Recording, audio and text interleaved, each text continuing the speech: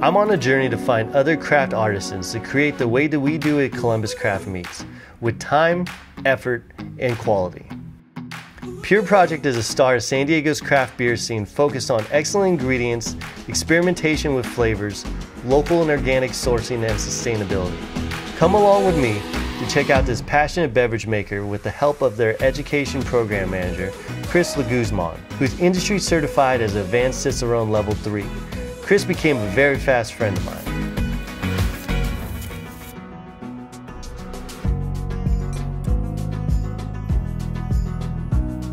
Thanks for having us, man. Yeah, thank you. My name's Jensen. We're on our mezzanine here. This is where we store all of our grain. So we work with this really cool company up in Northern California called Admiral Maltings. They're the only California malting company. That's awesome. This is gonna be our base malt that we get from them. This is a Pilsner malt. Okay. So if you want, you can even grab a couple grains. You can eat it. It's got a nice breadiness. Yeah, eat it. Oh yeah. This is what's called a brewer's breakfast. Yeah. No, it's tasty actually. It's got that nice like kind of almost butteriness in the grain. Yeah. We try and use organic other than some of our grain, but everything else that goes into the beer is also like all 100% organic. Yeah, that's cool. And you can tell the difference on it. Oh yeah, definitely. Our taste is very unique to San Diego. It's fun coming in and making beer a different way than what San Diego normally sees. That's great. Yeah. I love it. All right, it's getting a little hot up here. Let's go downstairs. Yeah. All right. Do it. Does the innovation, has it evolved over time in terms of creating this whole step process, or these have more been efficient? Fairly the same. It's more of like timing and how much and temperature, those are all playing into what your final flavor profile is at the end of it. Okay, so yeah. Very, very similar to salami then in terms of ingredients, time, and temperature, and the passion that goes into making something beautiful like this. Exactly, So, yeah. definitely. People that, they love beer, they're passionate about beer, but they don't know what goes on in the back of If only they knew what was going back, they'd love it even more. We do try and bring every employee in for brew days so they can shadow us, they can learn from us and see how we do everything as well. Yeah. It really enhances our customer experience. Yeah. I'm going to match my job with your job and we'll create some perfect charcuterie bites off of this. Let's do it. So Evan, cheers. Jensen, cheers. Appreciate it for the tour. Yeah. I can't agree more. Beer should be an experience, just like cured meats are. And I'm a fan of discovering different flavors of craft beer to see how beautiful it pairs with our portfolio of Columbus salami. All right, Chris, well, we picked our favorite beers right here. We got them all laid out. We have some charcuterie bites. I think it's going to work perfectly. Looks amazing. Let's start us off. Should people care about what they're sipping and what they're eating together with it? Absolutely. So almost think of it as going to a really great restaurant where you're like, we're going to start with the appetizers, the main course, and the dessert. Yeah. That progression really does matter when it comes to your palate, where you're like, okay, I want something bright, refreshing, maybe some of that pickled local organic cucumbers and radishes, and then I want that savory, maybe like that chocolate with a caramel. So that progression really helps your palate stay alive, stay refreshed, and be excited. Otherwise, it could kind of weighing, if you will. Yeah, totally. Same with this charcuterie when you're talking about the milder flavors, the rustic flavors, and the spicier, bold flavors. Absolutely. That's the progression you don't want to wash out your taste buds with. Well, why don't we talk about what we have right in front of us first, right to left. So the first one that we're going to do is called Tropical Mist. It's our Misty Citrus Blonde.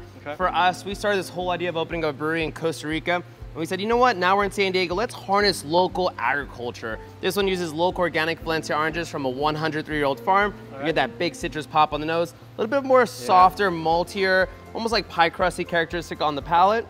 Yeah, it's nice and clean for a blonde too. Nice and smooth. What do you think for this one? So I love the flavor of it. So what I'd like to do is finding flavors that complement just the everyday sipping of the beer, I think is something that we really want to do. So having something like a Rosette de Leon, which is one of our milder salamis. Perfect. A little bit of French influence on there, put a little white peppercorn, a little milder flavor.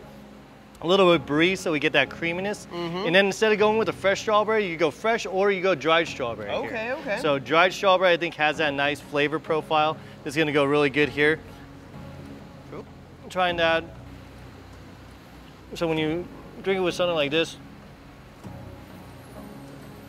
just easy sipping for just easy enjoyment I think is a great way to go on that route. Now, one of the ones that we were talking about beforehand, I'm just really excited about is the chorizo bite. So our chorizo, nice little spiced paprika on that. You get that real bold flavor profile. Yeah.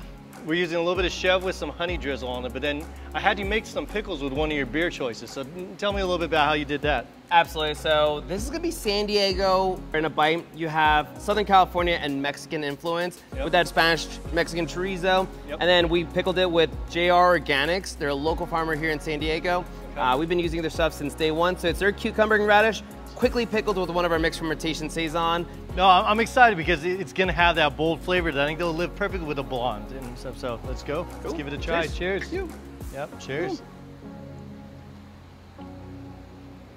See, I could do that all day. That was a rock star pairing. Creating an experience is so important when it comes to just having a tasting menu. Absolutely, and that's kind of like what I do over at Pure Project. As an advanced cicerone, as an education program manager, they put so much time and effort into selecting ingredients, the process, the delivery, and for us, we have so many different tasting rooms, and we want every single beer tender to feel empowered. So I relay what they say back here to the front of the house, they tell it to the guest, and the guest is like, that took 13 months to make, that's made with 2,600 pounds of fruit, that's local organic Valencia oranges. Totally.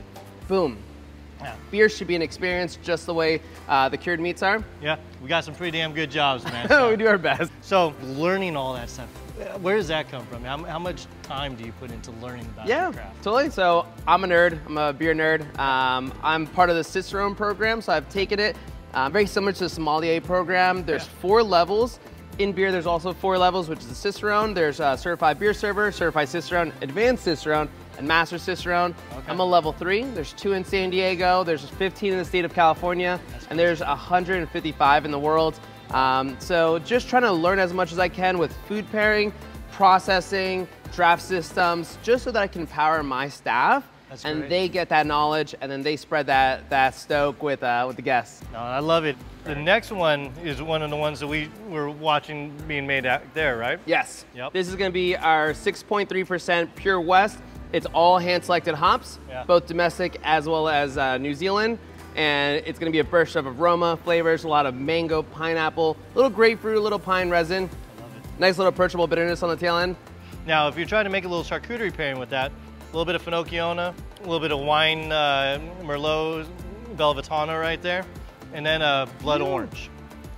The citrus note element does come into effect here. So really kind of playing off of that, making it kind of shine and accentuate it is just a great way to do this here. So. Absolutely, so you got some richness, you got some fat. Just that little bit of end note right here.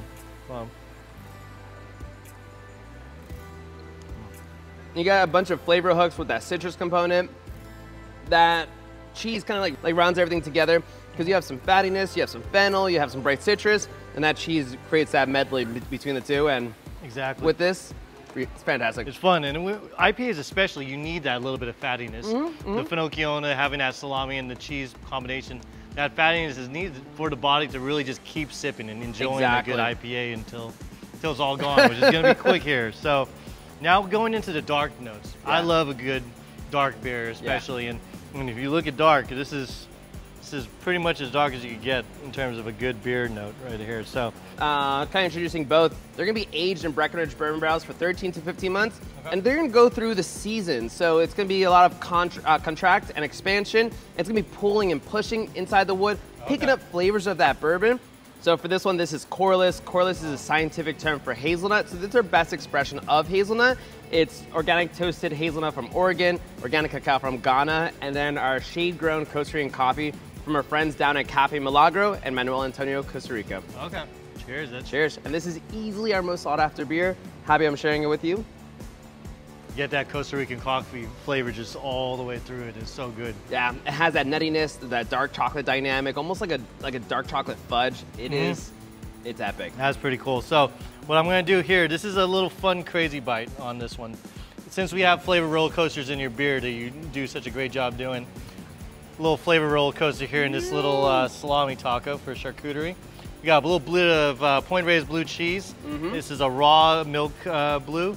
We got the dark chocolate caramel because a lot of times people are intimidated by the funky note of a blue cheese. So having that dark chocolate caramel just masks that funky note. So all you enjoy is that creaminess. But with that dark chocolate and the heat from the calabrese, it actually activates a little peppery heat at the end of the bite as well. Oh, so heck yeah. Let's try that together with this one, and I think it should be good.